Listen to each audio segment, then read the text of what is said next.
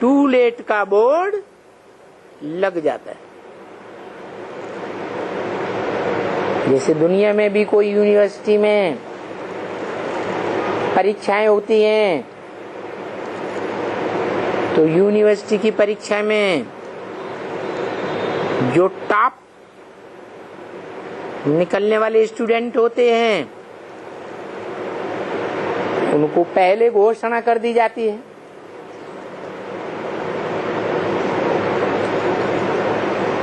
फिर जो पास with honour होते हैं, 75% से ऊपर नंबर लाने वाले, उनकी प्रत्यक्षता की जाती है। ऐसे ही यहाँ ब्राह्मणों की दुनिया में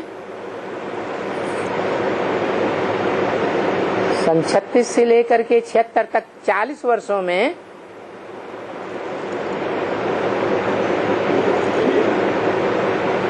टॉप मोस्ट जो युगल निकलता है,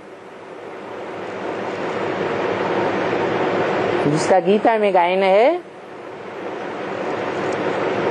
कि भगवान ने इस दुनिया में आकर के बड़े से बड़ा कार्य क्या किया है? नर को नारायण और नारी को लक्ष्मी बनाने का काम किया।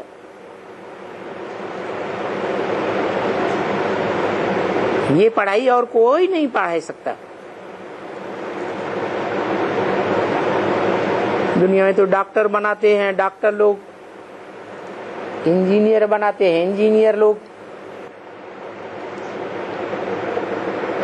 और यहाँ भगवान क्या बनाते हैं?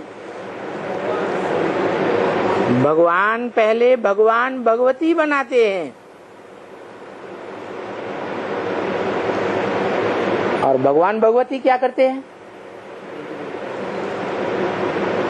लक्ष्मी नारायण की प्रत्यक्षता हो जाती है। क्योंकि भगवान राजाई देने वाला है या लेने वाला है? तो भगवान भगवती का काम है शंकर पार्वती के रूप में जो प्रसिद्ध है। शंकर को ताज दिखाया जाता है राजाई का, वो नहीं दिखाते हैं, वो बेताज बादशाह है।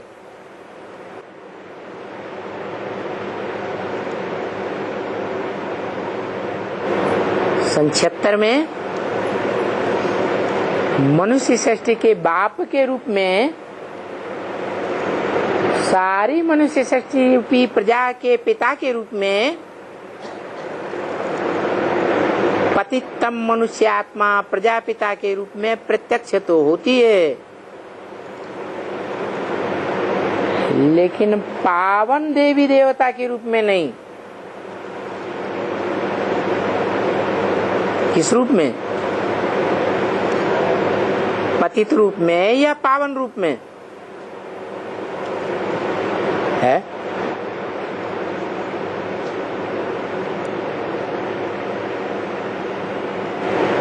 पावन देवता तब कहा जाता है जब आत्मा भी पवित्र हो और शरीर भी पवित्र हो, शरीर की इंद्रियां भी पवित्र हो, तो पावन देवता कहा जाता है।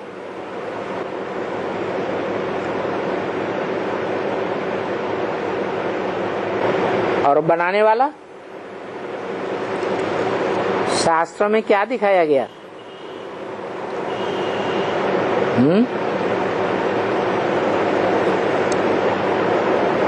बनाने वाला जो भगवान भगवती है, शंकर पार्वती के रूप में साकार रूप में दिखाया जाता है,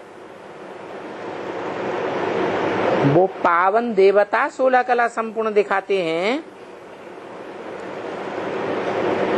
या कलातीत दिखाते हैं। कलाओं में बंधे हुए देवताएं होते हैं। भगवान को कलाओं में नहीं बांधा जा सकता। जैसे चंद्रमा की कलाएं होती हैं,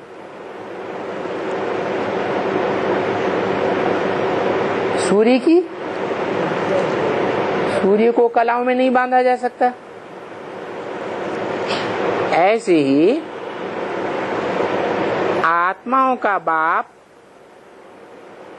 निराकार शिव जो ज्ञान प्रकाश के रूप में सूर्य समान है, सूर्य ही है, अखूट ज्ञान का भंडार है। परंतु इस संसार में सूर्य के रूप में प्रैक्टिकल पार्ट बजाता है या सिर्फ थ्योरी सुना के चला जाता है?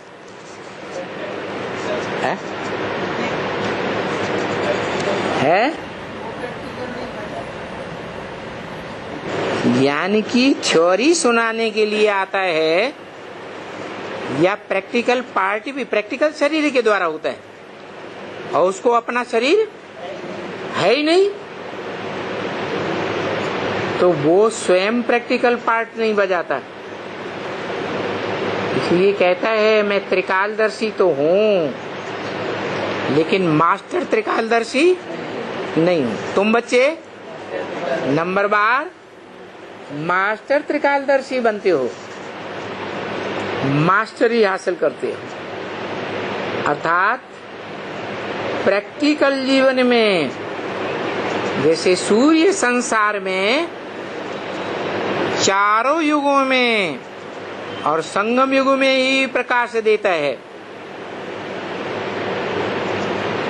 कि सिर्फ एक युग में प्रकाश देता है, सारी दुनिया को प्रकाश देता है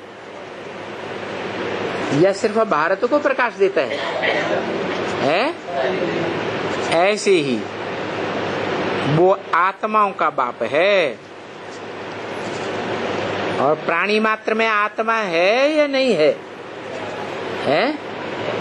कीट, पशु, पक्षी, पतंगे सभी में आत्मा है या नहीं है? और सभी प्राणी वाइब्रेशन से प्रभावित होते हैं या नहीं होते हैं? कि सिर्फ मनुष्य ही वाइब्रेशन से प्रभावित होते हैं? या कि भूत प्रेत ही वाइब्रेशन से प्रभावित होते हैं? जैसे भूत प्रेत आत्माएं वाइब्रेशन को पकड़ती है, ऐसे दुनिया का हर प्राणी मात्र वाइब्रेशन से परिवर्तन होता है। उन प्राणियों में सबसे तीखा वाइब्रेशन किसका है? मनुष्यों का। मननात् मनुष्य, क्योंकि मनुष्य मन वाला है और भगवान मन वाला है या आमन है? वो तो आमन है, उसको मन है ही नहीं, क्योंकि वो तो जन्म मरण के चक्र से न्यारा है, इसलिए त्रिकालदर्शी है, इसलिए उसको मन के संकल्प विकल्प चलाने की दरकार है ही नहीं। संकल्प विकल्प चलाने की दरकार उनको होती है जो तीनों कालों को नहीं जानते हैं। मनुष्य जन्म मरण के चक्र में आता है, मनुष्य आत्मा जन्म मरण के चक्र में आती है, इसलिए तीनों कालों को नहीं जानती।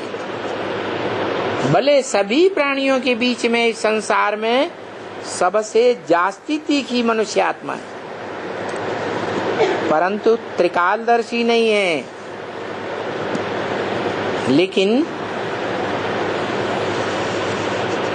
त्रिकालदर्शी बन सकती हैं या नहीं बन सकती हैं? बन सकती हैं।